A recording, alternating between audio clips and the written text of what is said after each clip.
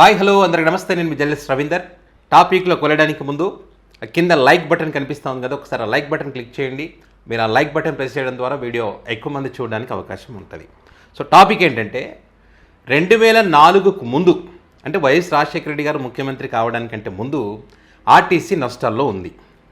RTC కార్మికులు రెగ్యులర్గా అప్పుడు తమ డిమాండ్ల కోసం పోరాటం చేసినటువంటి పరిస్థితులు. 2004 తర్వాత వైఎస్ రాజశేఖర రెడ్డి గారు ముఖ్యమంత్రి అయిన తర్వాత లాభాల బాట పట్టించారు. 2014 వచ్చేసరికి మళ్ళీ ఆర్టీసీ నష్టాల్లోకి కూరుకుపోయింది. 2019 వైఎస్ జగన్మోహన్ రెడ్డి గారు అధికారంలోకి వచ్చిన తర్వాత వారి కష్టాలన్నింటినీ గతంలో విన్నటువంటి జగన్ గారు మరి ఆర్టీసీని ప్రభుత్వంలో విలీనం చేస్తానని మాట ఇచ్చారు. ఆ మాట ప్రకారం జగన్ గారు చేయాల్సింది చేశారు. కట్ చేస్తే ఇప్పుడు ప్రైవేటు పరం చేయాల్సినటువంటి పరిస్థితి వచ్చింది.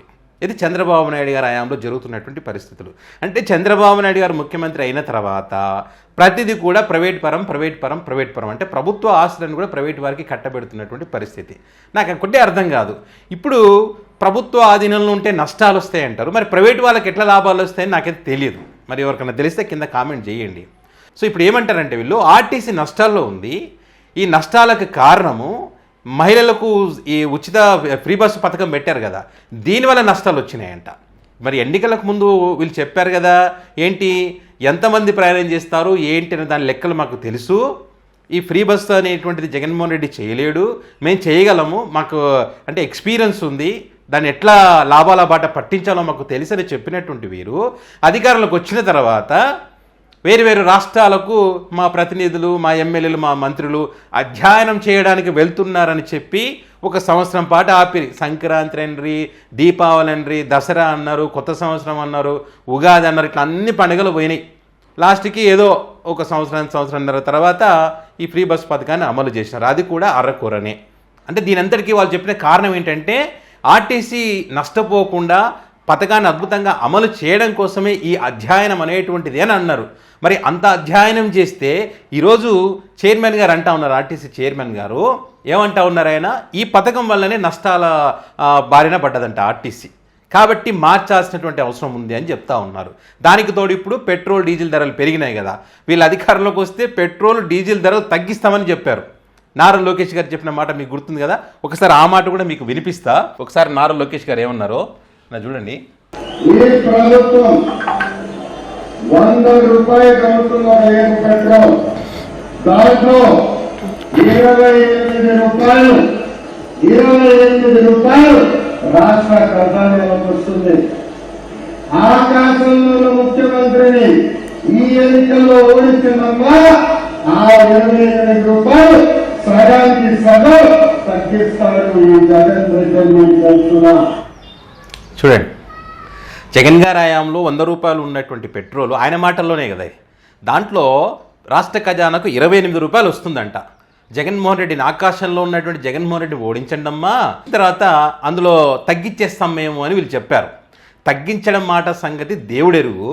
వీళ్ళు అధికారంలోకి వచ్చిన తర్వాత 110 రూపాయలని 100 రూపాయలని ఇదైతే చెప్తా ఉన్నారో, ఇప్పుడు వీళ్ళ హయాంలో 113 రూపాయలు పెట్రోల్ ధర, ఇంకా 10 రూపాయలు అదనంగా పెరిగేటువంటి అవకాశం ఉందని చెప్పి ఇప్పుడు బ్రేకింగ్ న్యూస్ మనం చూస్తూ ఉన్నాం.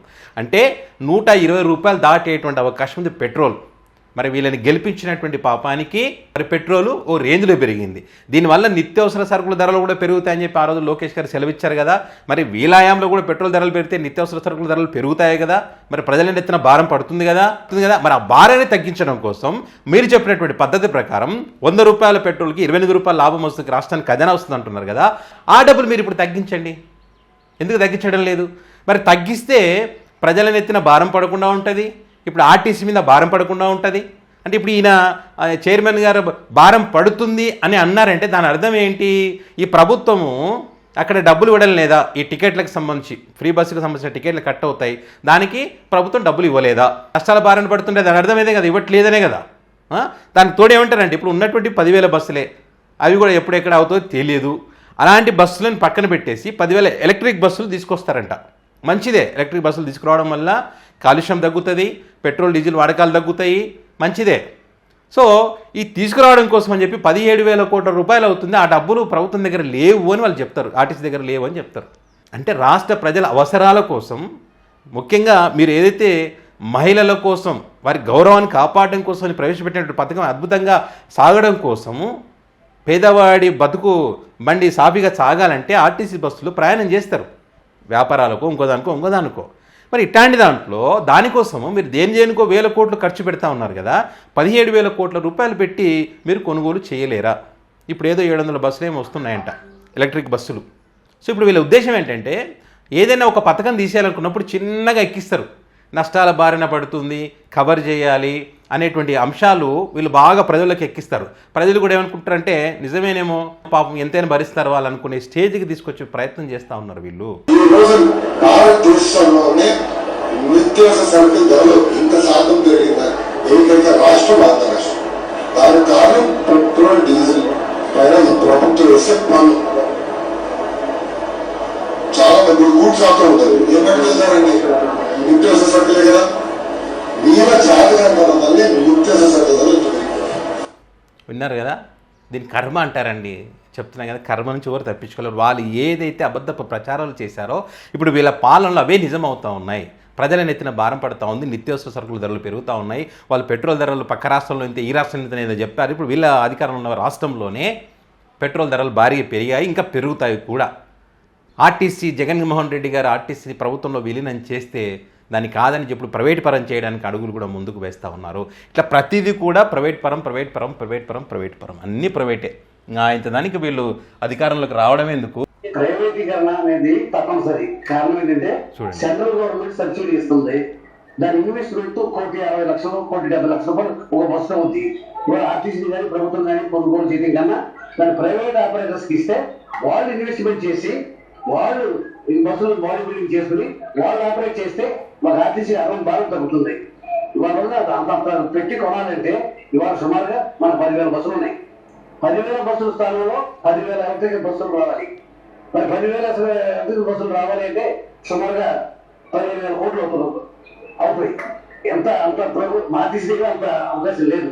సో ఆర్టీసీ స్త్రీలకు ఉచిత బస్సు ప్రయాణం పెట్టడం వల్ల ఆర్టీసీకి ఆర్థిక భారం పెరిగింది. మరి ఈ పరిస్థితుల్లో ప్రైవేట్ బస్సులు మనమే కొనటం అనేది ఇప్పుడు సాధ్యమయ్యే పని కాదు. ముందు ప్రైవేట్ బస్సులు ఆపరేటర్స్ ద్వారా బస్సులు నడిపితే ప్రయాణికులకి ఇది స్త్రీలకు ఉచిత బస్సు పథకం పెట్టడం ద్వారా ఆర్థిక భారం పడింది, ప్రైవేటీకరణ తప్పనిసరి అని చెప్పి చైర్మన్ గారు చెప్పినటువంటి మాటలు. ప్రైవేటీకరణ అయిందంటే ఈ ఉచిత బస్సు పథకం ఏదైతే ఉందో అది కూడా క్యాన్సిల్ అయ్యేటువంటి అవకాశం కూడా ఉంటుంది. మరి ఏం చేస్తారో ఏందనేది చూద్దాం. సో మరి ఈ అంశానికి సంబంధించి మీ అభిప్రాయాన్ని కామెంట్ రూపంలో పెట్టగలం. Thank you.